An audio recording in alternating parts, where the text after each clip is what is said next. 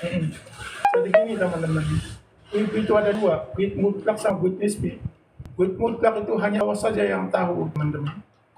Kalau guide nisbi sebagian orang itu tahu. Apa guide mutlak itu yang tidak boleh disebut oleh kita itu teman-teman? Menanyakan masa depan, ya, menanyakan rumah tangganya, jodohnya sama siapa, kedepannya sukses atau tidak, orang meninggalnya kapan, hari kiamat terjadinya kapan, gak ada yang tahu teman-teman. Rumah tangganya bahagia atau tidak, itu nggak ada yang tahu. Mutlak hanya Allah saja yang tahu, termasuk hari kiamat. Nggak boleh. Kalau kita mendalui takdir Allah itu dosa besar, teman-teman. Jadi nggak boleh ya. Nggak boleh dijawab sama praktisinya, baik yang bertanya, yang menjawab praktisnya juga nggak boleh. Kalau witness, teman-teman, sebagian orang tahu. Misalkan, ya, orang hamil, janinnya itu masih di kandungan, bayinya masih di kandungan, bisa dicek dengan USG, terusan bayinya kelihatan perempuan atau laki-laki, itu witness boleh dijabarkan kayak gitu ya teman. Jadi nggak boleh, jangan bertanya dengan praktisi yang lain tentang masa depan, jodoh, terus masalah rumah tangga depannya gimana, jangan. Itu dosa besar, nggak boleh teman-teman. Itu ya teman-teman, semoga bermanfaat ya.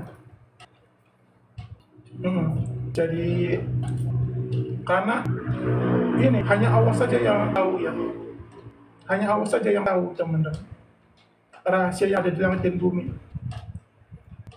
kayak gitu ya teman-teman.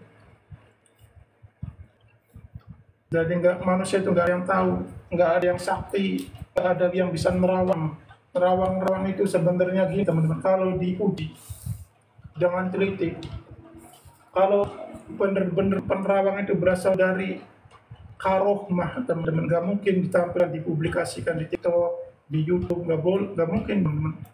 Kalau orang mendapatkan karohmah sesungguhnya, berusaha merawang, tahu masa depan, nggak mungkin dia menampilkan di TikTok, di YouTube, mencari gift. Bahkan dia itu disembunyikan kelebihannya itu.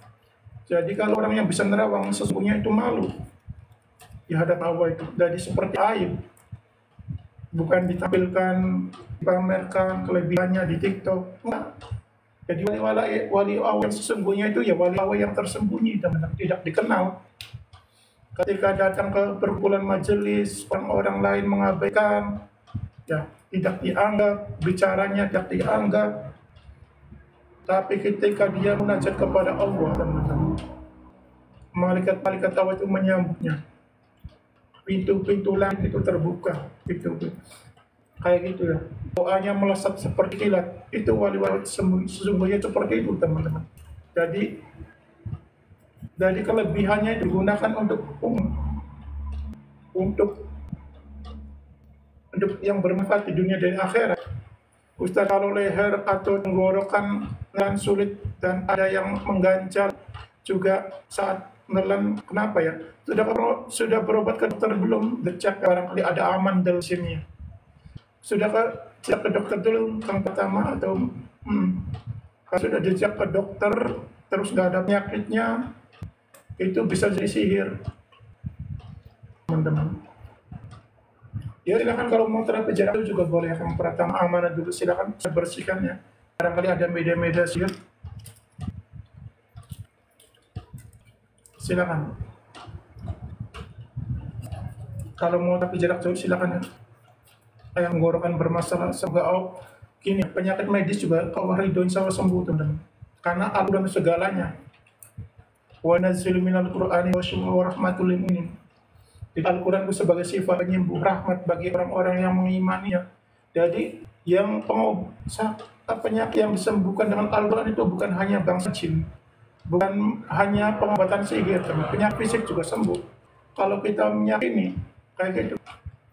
Ya silakan Kang Pratama amanah dulu ya. Kang Pratama tinggal duduk diam dengarkan apa yang saya baca. Ya Mbak Marisa Saleh itu pakai akun lain Mbak Marisa. Akun saya itu ada 3 Mbak Marisa. Satu Pardi Ruqyah itu untuk pengobatan kalau siang itu ya sambil bekerja. Jadi pengobatan tanpa gift, tanpa stiker, namanya Pardi Ruqyah teman-teman. Jadi pengobatan di situ gratis ya.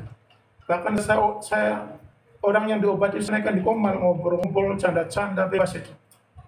Nah, kalau akun ini, akun yang buat ini ya